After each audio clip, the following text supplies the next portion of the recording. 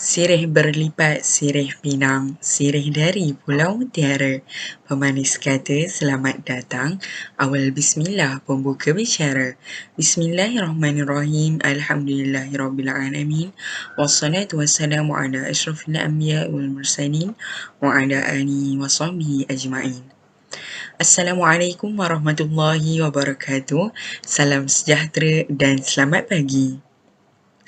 Sidang hadirin yang dirahmati Allah sekalian, segala puji-pujian kehadrat ilahi kerana dengan limpah dan kurnianya dapat kita bersama-sama bersua dalam pertandingan sayembara pidato pada pagi nirmala yang bening lagi ceria ini.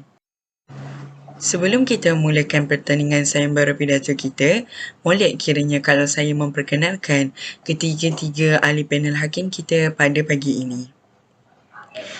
Yang pertama ialah Puan Nurjana binti Nur Arifin, iaitu selaku Ketua Hakim. Seterusnya Encik Ahmad bin Saad, dan ahli panel hakim kita yang ketiga ialah Puan Nur Najwa Najihah binti Rohizan.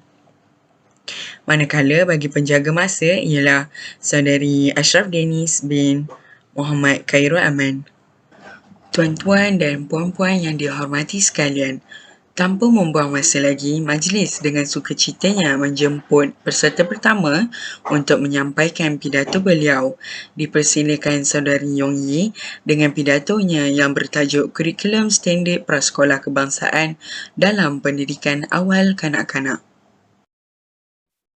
Berbuat sarang di pohon bidara, terbang hingga ke pohon cemara. Salam sejahtera, mulanya bicara. Salam sembah, pembuka bicara. Yang dihormati Tuan Pengerusi Majlis, yang berusaha Dr. Nuraimi bin Haji Harun selaku pensyarah bagi subjek pengucapan awal dalam pendidik awal kanak-kanak, serta hadirin yang dihormati sekalian. Salam sejahtera, salam kemakmuran bersama 2030 dan salam satu Malaysia. Saya Teo Yong Yi dari kelas F2M. Saya di sini pada hari yang penuh berbahagia ini adalah untuk menyampaikan sebuah pidato yang bertajuk KSPK dalam Pendidikan Awal Kanak-kanak. Sebelum kaki mengorak langkah, lidah mengalun bicara, marilah kita bersama-sama mengetahui apakah yang dimaksudkan dengan KSPK terlebih dahulu. KSPK merupakan akronim bagi Kurikulum Standard Prasekolah Kebangsaan. Kementerian Pendidikan Malaysia KPM mewajibkan penggunaan KSPK dalam prasekolah bagi murid-murid yang berumur 4 hingga 6 tahun. KSPK dibina berasaskan tunjang-tunjang yang bertujuan mengembangkan potensi murid secara bersepadu dan menyeluruh dari aspek jasmani, emosi, rohani, intelek dan sosial, JERIS, melalui persekitaran pembelajaran yang selamat dan menyuburkan serta aktiviti pembelajaran yang menyeronokkan. Hadirin yang dikasihi sekalian, terdapat 6 tunjang utama dalam KSPK. Tunjang yang pertama ialah tunjang komunikasi. Semua murid prasekolah wajib mempelajari bahasa Melayu dan bahasa Inggeris. Murid-murid Sekolah Jenis Kebangsaan Cina, SJKC, wajib mempelajari bahasa Cina, manakala murid-murid Sekolah Jenis Kebangsaan Tamil, SJKT, wajib mempelajari bahasa Tamil. Kemahiran-kemahiran bahasa membolehkan murid menguasai kemahiran mendengar, bertutur, membaca dan menulis agar dapat mengembangkan komunikasi lisan dan asas literasi murid untuk pembelajaran yang seterusnya. Seterusnya, tunjang yang kedua ialah tunjang kerohanian, sikap dan nilai. Murid beragama Islam mempelajari pendidikan Islam, manakala murid bukan beragama Islam mempelajari pendidikan moral. Pendidikan Islam dan moral diajar seminggu sekali selama 2 jam. Pendidikan Islam memberi pengetahuan dan kemahiran asas kepada murid mengenai sirah, ibadah, akidah, akhlak, serta asas bahasa Al-Quran dan tulisan Jawi melalui aktiviti bercerita, bermain, bernasyid, meneroka, dan bernyanyi. Pendidikan moral memfokuskan pembentukan insan berakhlak mulia berteraskan 3 domain iaitu penaklukan, emosi, dan perlakuan moral melalui penerapan aktiviti-aktiviti yang dijalankan di prasekolah. Hadirin yang dihormati sekalian, tunjang yang ketiga ialah tunjang kemanusiaan. Murid-murid diberi peluang untuk memahami diri sendiri, perhubungan antara diri dengan keluarga, rakan, komuniti dan alam sekitar, tanggungjawab diri dalam perhubungan serta tradisi dan budaya pelbagai kaum. Murid-murid digalakkan melibatkan diri dalam perayaan pelbagai kaum di Malaysia bagi menghayati semangat perpaduan dan patriotisme. Selanjutnya, tunjang yang keempat ialah tunjang keterampilan diri. Murid-murid dapat meningkatkan perkembangan sosial emosi yang merangkumi aspek mengenali dan mengurus tingkah laku serta emosi sendiri dan membina kemahiran berinteraksi serta bersosial sepanjang berada di prasekolah menerusi aktiviti pelaksanaan rutin harian, interaksi serta aktiviti pengajaran dan pembelajaran yang terancang. Dengan ini, murid-murid tidak akan mengalami sebarang masalah emosi kurang stabil. Hadirin yang disanjungi sekalian, tunjang yang kelima ialah tunjang perkembangan fizikal dan estetika. Tunjang ini meliputi perkembangan kreativiti dan perkembangan fizikal serta penjagaan kesihatan yang menekankan pendidikan kesihatan reproduktif dan sosial, iaitu PEERS. Murid-murid dapat meningkatkan perkembangan jasmani dan kesihatan dengan menguasai kemahiran motor halus dan motor kasar serta koordinasi mata dan tangan dan memahami kepentingan menjaga kesihatan, keselamatan dan pemakanan. Murid-murid mempelajari pendidikan muzik agar dapat bermain alat-alat perkusi serta melibatkan diri dalam drama, nyanyian, lakonan dan tarian. Murid-murid turut mempelajari pendidikan seni visual agar dapat meningkatkan daya imajinasi, kreativiti, bakat dan apresiasi terhadap karya seni. Akhir sekali, tunjang yang keenam ialah tunjang sains dan teknologi.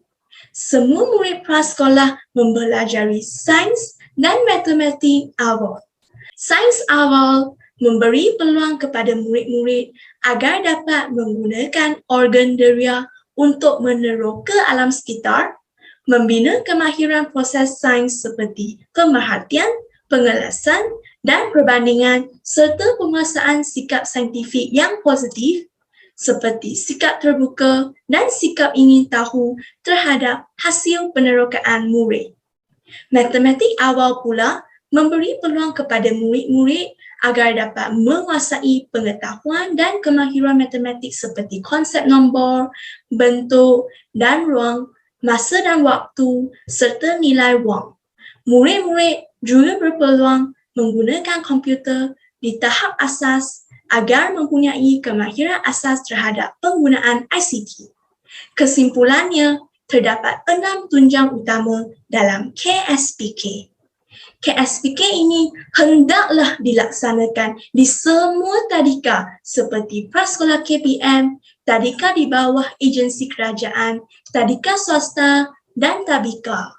Guru prasekolah yang merujuk KSPK ini dapat menghayati dan melaksanakan kehendak-kehendak sebagaimana yang telah terkandung dalam kurikulum ini agar maklumat dan objektif yang telah ditetapkan akan tercapai.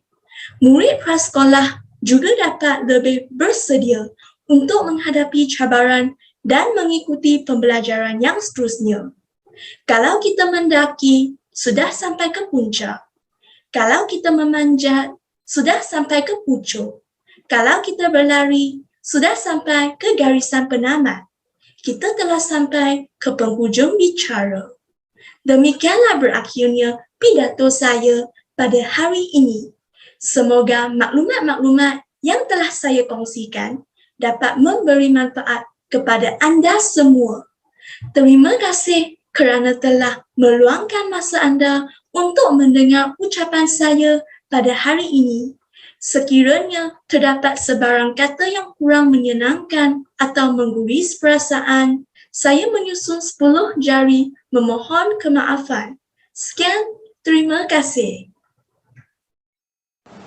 Terima kasih diucapkan kepada pemidato kita yang pertama. Seterusnya, dipersilakan peserta kedua untuk menyampaikan pidato beliau. Dipersilakan saudari Ong Yong Shi dengan pidatonya yang bertajuk STEM bagi pendidikan awal kanak-kanak. Salam sejahtera saya ucapkan kepada Dr. Aimee dan rakan sekalian. Pada hari ini, saya akan membuat persembahan iaitu tajuk STEM dalam pendidikan awal kanak-kanak. STEM merupakan akronim kepada sains, teknologi, engineering yang bermaksud kejuruteraan dan matematik. Pendidikan STEM ini telah menggabungkan 4 disiplin ilmu dalam aktiviti pembelajaran dan telah mula diperkenalkan oleh Kementerian Pendidikan Malaysia, KPM. STEM membolehkan kanak-kanak mempelajari sains, matematik, menggunakan teknologi dan mereka cipta teknologi. Oleh itu, guru pendidikan awal kanak-kanak perlu memanfaatkan pembelajaran STEM dalam mendidik kanak-kanak. Hadirin yang dihormati, guru perlu merancangkan aktiviti bersesuaian dengan peringkat ilmu murid. Contohnya, pada peringkat Taman Didikan Kanak-kanak iaitu Tadika, aktiviti STEM ringan dapat dilaksanakan seperti membuat eksperimen objek tenggelam timbul dengan mendapatkan kerjasama daripada ibu bapa untuk menyediakan bahan terlebih dahulu. Ini akan menggalakkan kanak-kanak membuat aktiviti dengan bebas hingga hasil dipelajari lebih bermakna. Sekaligus, ia dapat merangsang perkembangan kognitif kanak-kanak untuk belajar secara amali. Kedua pula, guru boleh meminta pandangan daripada murid-murid mengenai topik aktiviti atau eksperimen yang ingin dilakukan. Jika ada mencadangkan untuk membuat kereta, umpamanya guru perlu lebih kreatif membuat persiapan. Guru boleh mencadangkan bahan perlu disediakan kepada ibu bapa untuk memastikan mereka dapat membuat sebuah kereta seperti penggunaan bahan kita semula yang tidak akan membebankan mereka. Hadirin dan hadirat yang dihormati. Ketiga, guru boleh menggunakan teknik pelajaran simulasi, iaitu mempersembahkan terlebih dahulu aktiviti STEM yang dilaksanakan, seterusnya meminta murid untuk melakukan aktiviti berkenaan dengan ibu bapa mereka di rumah. Contohnya, guru boleh membuat penjelasan melalui aktiviti mengenai cara membuat taman bunga mini yang boleh disiarkan melalui pelbagai platform. Sebagai kesimpulan, realitinya, pembelajaran abad ke-21 menyarankan masyarakat agar memberikan peluang kepada anak murid untuk belajar secara holistik. Perkembangan tidak boleh dinilai dengan grade peperiksaan semata-matanya. Sebaliknya, ia juga berdasarkan pembabitan aktif dalam aktiviti STEM. Ia bukan sahaja menggalakkan kanak-kanak berfikir lebih jauh, bahkan mendorong mereka melakar kejayaan dalam pelbagai projek. Kreativiti kanak-kanak dapat dilihat melalui hasil ciptaan yang penting kepada kemajuan negara pada masa depan. Oleh itu, buktilah bahawa semua pihak haruslah melibatkan kanak-kanak dalam aktiviti STEM dengan lebih aktif supaya kanak-kanak yang seimbang dari segi semua aspek, tidak kira dari aspek jasmani, emosi, intelek atau rohani, boleh dilahirkan. Itu sahaja daripada saya pada hari ini. Sekian, terima kasih. Terima kasih diucapkan kepada saudari Ong Yong Shi di atas pidato beliau sebentar tadi. Seterusnya, kita menjemput peserta kita yang ketiga iaitu saudari Ainul Batrisha binti Sudin dengan tajuk pidatonya iaitu Kanak-kanak dan Penderaan. Bismillahirrahmanirrahim. Assalamualaikum warahmatullahi wabarakatuh. Salam sejahtera, salam satu Malaysia. Yang saya muliakan Tuan Peneraju Agenda yang arif lagi berdiri di pasak kebenaran. Para hakim yang budiman, div-div kehormat, seterusnya tuan-tuan, puan-puan, sidang dewan yang dirahmati sekalian. Tampilnya saya dalam arena pidato ini untuk memperkatakan tajuk kanak-kanak dan penderaan. Sebelum gelanggang dibuka, dengar dahulu paluan rebana. Sebelum kata meningkah bicara, dengarkan dulu kupasan tajuknya. Kebanyakan kanak-kanak mengalami masalah pembelajaran yang mana akan mengganggu perkembangan kognitif mereka. Hal ini berkemungkinan kanak-kanak menghadapi masalah keluarga, penderaan atau masalah yang timbul di sekolah. Pada era kini, penderaan tidak asing lagi dari telinga masyarakat. Malah, perkara ini diambil serius oleh pihak-pihak yang bertanggungjawab. Salah satunya ialah penderaan seksual terhadap kanak-kanak. Penderaan kanak-kanak boleh ditakrifkan sebagai suatu perbuatan yang buruk yang mana perkara sebegini dilakukan oleh individu dewasa pedofilia. Mereka ini mempunyai kecenderungan seksual terhadap kanak-kanak yang belum mencapai umur untuk memenuhi nafsu mereka yang tidak dapat dikawal. Hadirin sekalian, perkara ini boleh berlaku apabila seseorang dewasa itu mula memaksa, memperdayakan, mengugut dan juga mengguna pakai tipu helah untuk mengumpan kanak-kanak. Penderaan seksual yang berlaku kepada golongan dewasa semestinya memberi impak yang besar, apatah lagi kepada kanak-kanak yang masih berada di peringkat awal dalam membina identiti mereka. Dalam gelanggang pidato ini, saya ingin mengupas bagaimana penderaan seksual ini memberi kesan yang buruk kepada kanak-kanak. Pendera melihat sasaran mereka terhadap kanak-kanak ini sebagai golongan inferior yang mana memudahkan mereka untuk menguasai. Lantaran itu, penderaan seksual juga boleh berlaku tanpa adanya sentuhan. Misalnya, pendera menunjukkan gambar atau video pornografi kepada kanak-kanak. Hal ini akan memberi kesan yang negatif kepada perkembangan kanak-kanak pada masa akan datang. Tamsilnya dari aspek pemikiran, emosi serta tingkah laku mereka yang akan membuatkan pembelajaran mereka terjejas dan terganggu. Kanak-kanak akan cenderung untuk memiliki pemikiran yang terpesong yang boleh membawa kepada tingkah laku yang buruk yang membuatkan mereka ketagih. Tambahan pula, mereka tidak dapat membezakan baik buruk sesuatu perbuatan. Pada usia yang mentah ini, kanak-kanak gagal memahami apa yang diperkatakan kepada mereka mengenai seksual, melainkan para ibu bapa melatih mereka untuk bertindak segera sekiranya seseorang menyentuh tempat yang tidak sepatutnya. Bagaimana pula dengan perkembangan psikososial kanak-kanak? Kanak-kanak akan diselubungi dengan perasaan takut dan gerung untuk berjumpa dengan orang di sekeliling mereka. Secara tidak langsung, ia akan mengganggu masalah psikososial mereka di sekolah. Mereka cenderung untuk mendiamkan diri dan tidak akan memberi respon yang baik terhadap pertanyaan yang diajukan. Hal ini akan menjejaskan grade dan keputusan kanak-kanak tersebut. Tidak dinafikan bahawa masyarakat memainkan peranan yang penting dalam mengembangkan pemikiran yang positif terhadap kanak-kanak untuk meneruskan pembelajaran mereka. Sidang hadirin sekalian, bukan sahaja penderaan seksual, malah penderaan emosi yang dilakukan oleh pengasuh juga dapat mengganggu pembelajaran kanak-kanak. Penderaan emosi merupakan perkara yang berlainan berbanding penderaan seksual yang mana boleh didiagnos dengan mudah oleh pakar perubatan. Hal ini kerana kanak-kanak yang mengalami penderaan emosi jarang mengadu kepada ibu bapa atau ahli keluarga terdekat, melainkan dapat dilihat dengan jelas melalui perkembangan diri mereka, terutama sekali pada personaliti mereka. Misalnya, kanak-kanak mengalami kecelaruan mental atau tingkah laku, keresahan, kemurungan, penyendirian dan juga perkembangan diri yang lambat. Tambahan pula, kanak-kanak yang kurang mendapat sokongan dan juga bimbingan daripada kedua-dua ibu bapa mereka. Hal ini akan membantutkan perkembangan psikososial kanak-kanak untuk bergerak ke tahap seterusnya mengikut peredaran umum mereka. Selain itu, kanak-kanak juga akan mengalami perubahan proses kognitif yang ketara.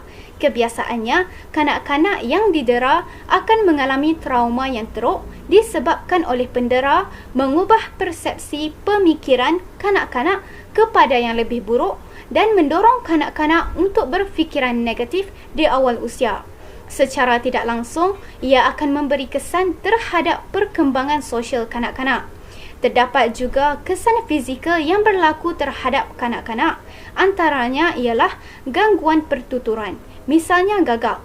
Para hadirin yang dihormati, apabila kanak-kanak didera, sifat takut mereka akan lebih meningkat yang akan menyumbangkan mereka untuk menghadapi masalah pertuturan.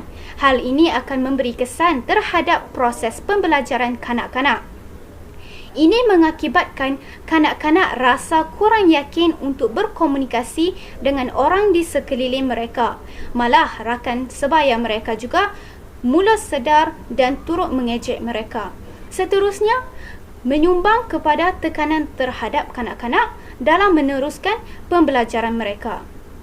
Sidang Dewan Yang Budiman.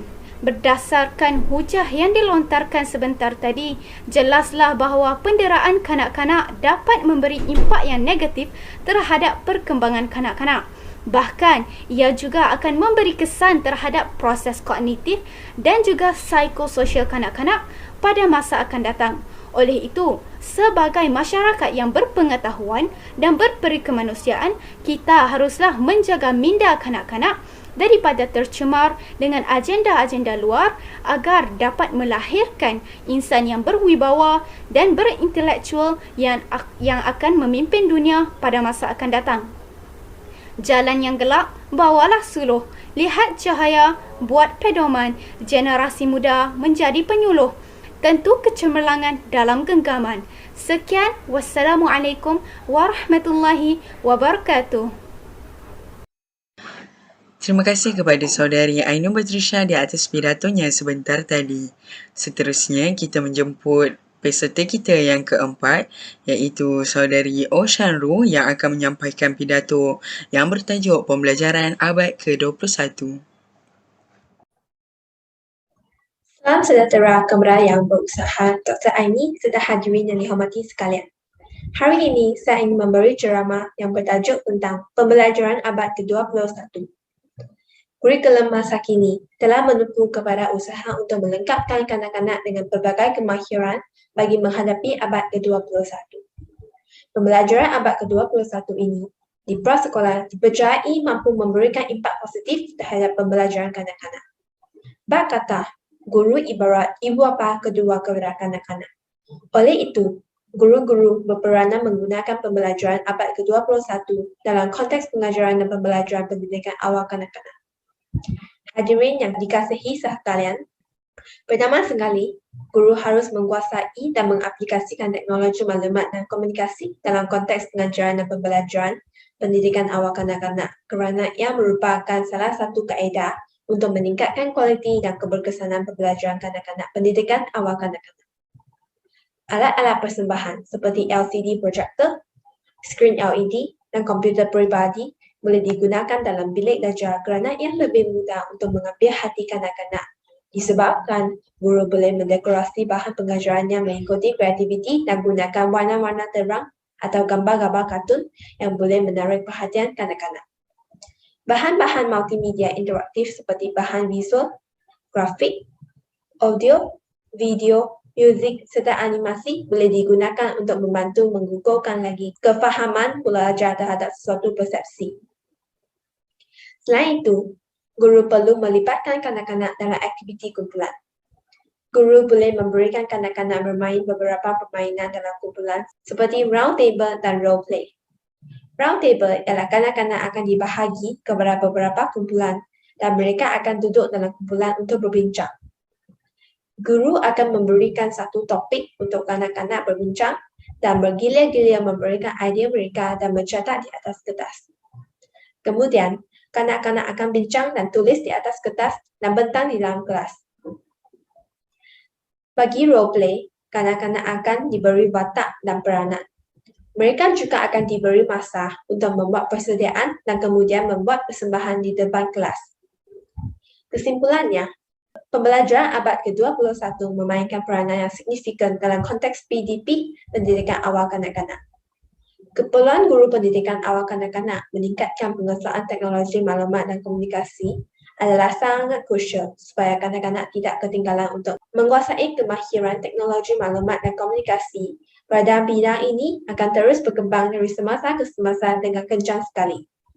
Aktiviti kumpulan juga harus sentiasa dilaksanakan bagi meningkatkan kemahiran sosial dan komunikasi kanak-kanak.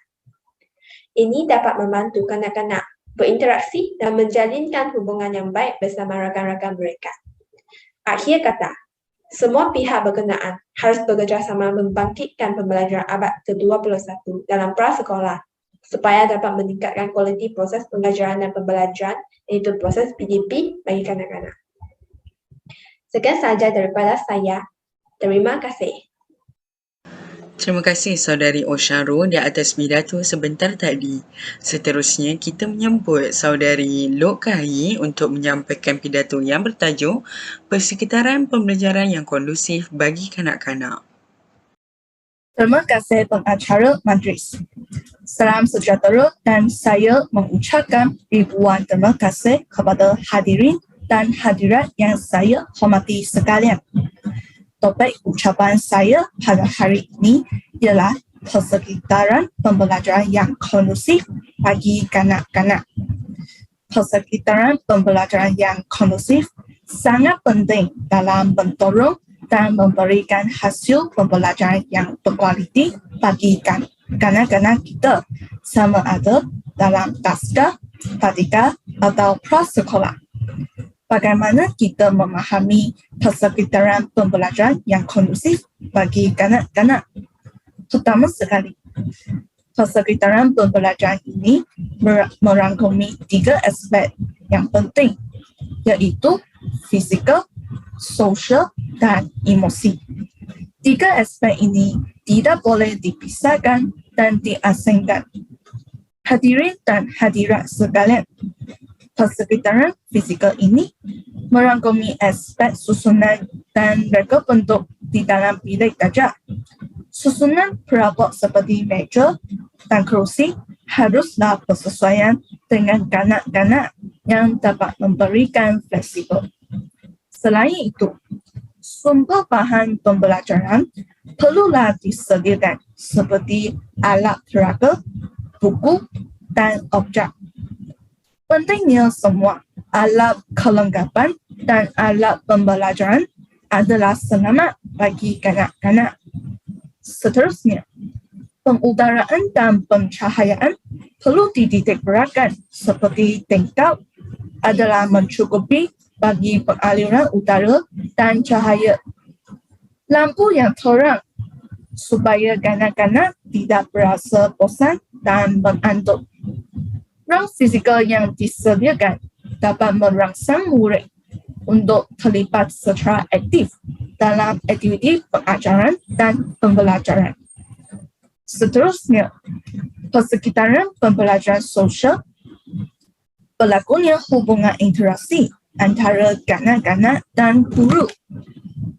Persekitaran sosial yang baik dapat memupuk hubungan rakan sebaya yang positif dan interaksi positif antara orang dewasa dan kanak-kanak.